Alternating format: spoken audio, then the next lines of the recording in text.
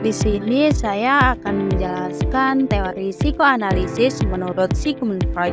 Sigmund Freud adalah salah satu tokoh utama dalam psikologi kepribadian yang mengembangkan teori psikoanalisis untuk memahami pikiran manusia, terutama yang berkaitan dengan alam bawah sadar, motivasi, dan konflik internal.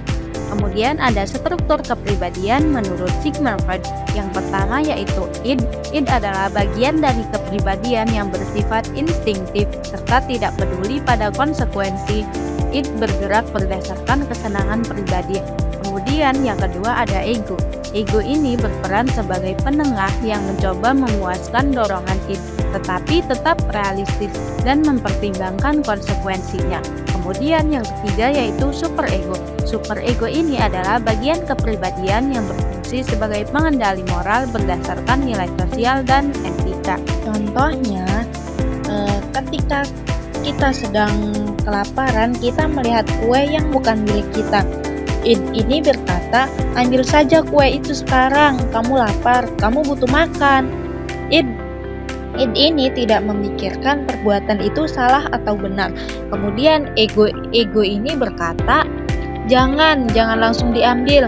Lebih baik ditanyakan dulu punya siapa dan apa boleh kamu memakannya. Ego ini mencari solusi yang lebih rasional untuk memenuhi kebutuhan id dan tanpa melanggar aturan.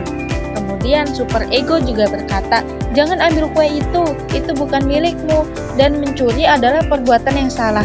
Superego berusaha menegakkan nilai moral meskipun itu berarti mereka tidak terpenuhi. Kemudian ada dinamika kepribadian. Yang pertama yaitu represi. Represi ini menekan pikiran atau perasaan yang tidak menyenangkan ke alam bawah sadar. Yang kedua ada proyeksi. Proyeksi ini mengatribusikan perasaan atau pikiran sendiri kepada orang lain. Yang ketiga yaitu displacement, yaitu mengalihkan emosi dari objek yang sebenarnya ke objek lain yang lebih aman. Yang selanjutnya yaitu sublimasi. Sublimasi ini mengarahkan energi dorongan yang tidak diterima secara sosial ke aktivitas yang positif. Selanjutnya ada teori perkembangan psikoseksual. Sigmund Freud berpendapat bahwa perkembangan kepribadian dipengaruhi oleh pengalaman masa kecil, terutama melalui 5 tahap. Tahap yang pertama yaitu fase oral. Fase oral ini dimulai dari usia 0 hingga 1 tahun. Di sini kepuasan berasal dari aktivitas oral seperti menyusu atau menggigit. Kemudian yang kedua ada fase anal. Fase anal ini dimulai sejak usia 1 tahun hingga 3 tahun. Kepuasan ini berasal dari kontrol atas buang air. Kemudian yang ketiga ada fase palik. Fase palik ini dimulai sejak usia 3 tahun sampai 6 tahun. Di usia ini anak mulai memahami perbedaan gender dan muncul kompleks Oedipus atau Elektra. Yang keempat yaitu laten. Masa laten ini sejak usia 6 sampai 12 tahun. Di sini ada dorongan seksual ditekan dan energi diarahkan pada aktivitas sosial dan pembelajaran. Kemudian yang kelima yaitu fase genital.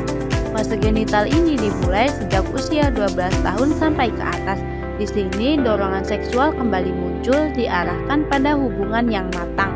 Kemudian selanjutnya ada alam pikiran. Sigmund Freud membagi alam pikiran menjadi 3 tingkat. Pertama yaitu sadar. Sadar ini yaitu pikiran yang berada dalam kesadaran seperti saat ini. Yang kedua yaitu prasadar, yaitu informasi yang dapat diakses dengan mudah jika diperlukan. Kemudian yang ketiga yaitu tidak sadar.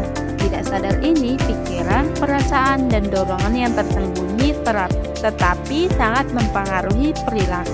Selanjutnya ada analisis Sigmund Freud terhadap masalah. Sigmund Freud menggunakan metode psikoanalisis untuk memahami akar masalah kepribadian. Berikut rangka-rangkanya. Yang pertama yaitu analisis mimpi. Mimpi ini dianggap sebagai jalan menuju bawah sadar yang mengungkap konflik atau keinginan yang tertekan. Kemudian yang kedua ada asosiasi bebas. asosiasi bebas ini, klien diminta untuk mengatakan apapun yang muncul di pikiran tanpa sensor untuk mengakses alam bawah sadar. Kemudian yang ketiga ada transferensi. Di transferensi ini, klien memproyeksikan perasaan terhadap figur penting dalam hidupnya kepada terapis. Hal ini membantu memahami pola hubungan yang bermasalah. Kemudian yang terakhir yaitu interpretasi mekanisme pertahanan.